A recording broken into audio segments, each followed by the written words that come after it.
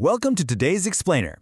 If you've ever stared down a massive, complex project and just felt completely overwhelmed by all the moving parts, well, you are in exactly the right place. Today, we're taking all that large-scale project chaos and turning it into structured, manageable, and honestly, really visual logic. We're going to unpack the secrets behind two of the absolute most powerful project management tools ever created.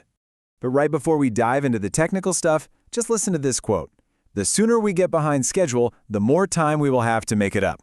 I mean, it's witty, it's a little painful, and it speaks to a universal truth, doesn't it? Every single project manager knows that deep anxiety of slipping deadlines. Because missing a deadline doesn't just cost time, it costs money, resources, and your peace of mind. So our goal today is to make sure you never have to rely on that kind of backwards optimism. Okay, so here's our roadmap for this explainer. First, managing the project dilemma. Second, evolution to network models. Third, language of project networks. Fourth, finding the critical path. Fifth, Pert versus CPM. And finally, the 6-point implementation framework. Let's jump right in. Section 1. Managing the project dilemma. Identifying the chaos. So why can't we just wing it? Well, look at the defining characteristics of a project. We're not talking about everyday routine work here. Projects are unique, one-time operations. Think about, say, building a custom house or launching a brand new smartphone. You don't do these things 10 times a day on an assembly line. They involve a massive number of distinct activities that absolutely have to be planned and coordinated. Like, if the foundation of that house isn't poured, you literally cannot put up the walls. Throw in critical time constraints and strict budgets, and you've basically got a recipe for disaster if you don't have a solid plan. Moving on to Section 2. Evolution to network models, from basic to advanced. It turns out, historically, managers relied on older, simpler tools like the Gantt chart. But as projects started growing in scale and complexity, especially around the mid-20th century, we saw the introduction of much more modern techniques, specifically CPM and Pert. And eventually, these network models became the entire foundation for the newest software we use today, like Microsoft Project. Let's take a quick look at the predecessor.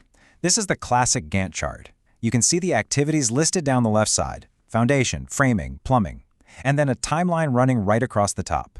Those black bars show you exactly when each task is happening.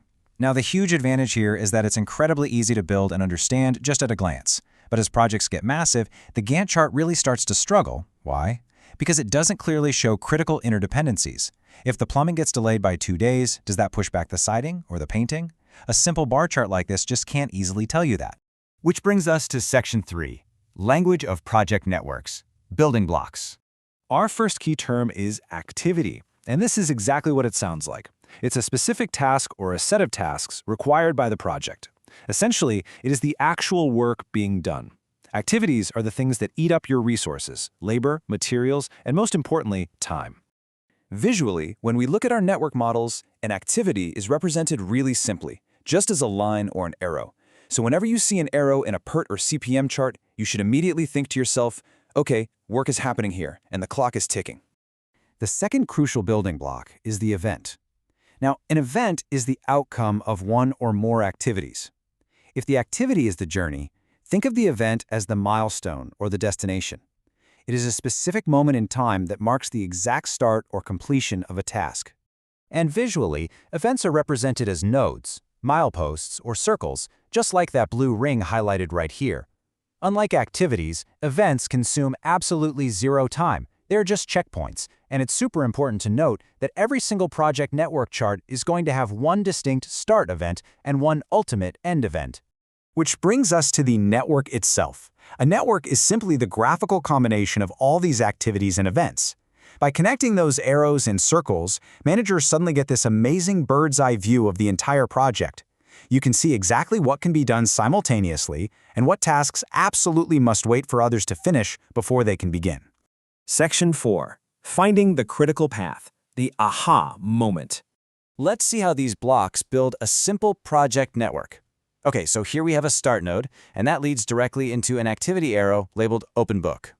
That takes us to node 1, followed by the activity Read Chapter, which finally leads to the end node.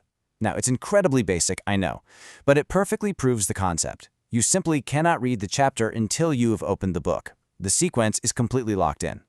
But let's be real, projects are rarely that linear. They split into multiple paths. Take a look at this network. After that first activity, the project branches out.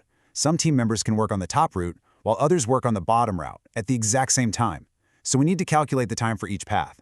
If you follow the arrows across the top route and add up those times, 2 plus 4 plus 4 plus 3, you get a total of 13. Now look at the bottom route. 2 plus 3 plus 2 plus 4. That adds up to 11.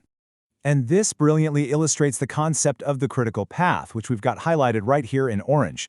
The critical path is the longest path through the whole network. Because the top route takes 13 units of time and the bottom route only takes 11, the absolute fastest you can possibly finish this entire project is 13. Think about it. Even if the bottom team finishes in 11, they still have to sit around and wait for the top team to finish before the whole project can be marked end. Therefore, that top route is critical. Any delay whatsoever on that orange path delays your entire project.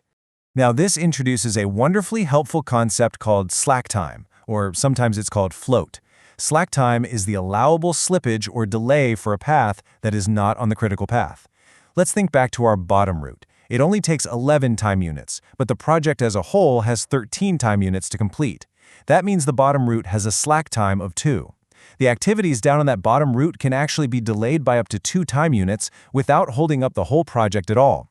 As a manager, knowing exactly where your slack is means knowing exactly where your flexibility is.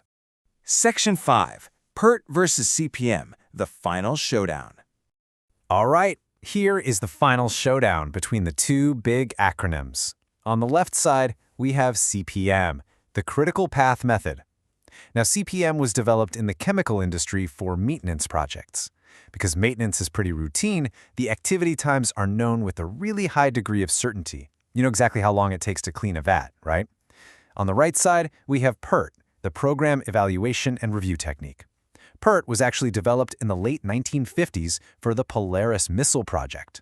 They were literally inventing things that had never been built before. Therefore, time estimates were definitely not known. There was massive uncertainty. So, Pert relies on statistics, using optimistic, pessimistic, and most likely time estimates to calculate the probability of finishing within a given time. Basically, use CPM when you know the timeline for sure, and use Pert when you are venturing out into the unknown. Section 6. 6-point implementation framework, your playbook. Implementing these models follows a pretty logical flow. First up, you define the project with all its significant activities, and you figure out their relationships. Like, what has to happen before something else can even start? Once you know that, step 3 is you literally draw the connecting network out. Then, assign time or cost estimates to every single activity, compute that critical path to find your biggest bottleneck, and finally, use that map dynamically to plan, monitor, and control the project as reality inevitably shifts on the ground. We've seen how just a few arrows, nodes, and a little bit of path calculation can completely demystify the chaos of large operations. You now have the exact toolkit to identify where your project's vulnerabilities lie and exactly where you have the flexibility to breathe. So I'm going to leave you with this question. How will you apply the critical path method to conquer the chaos of your next big project? Seriously, get out a piece of paper, draw your nodes, find your critical path, and take control. Thank you so much for joining me on this explainer, and hey, happy planning!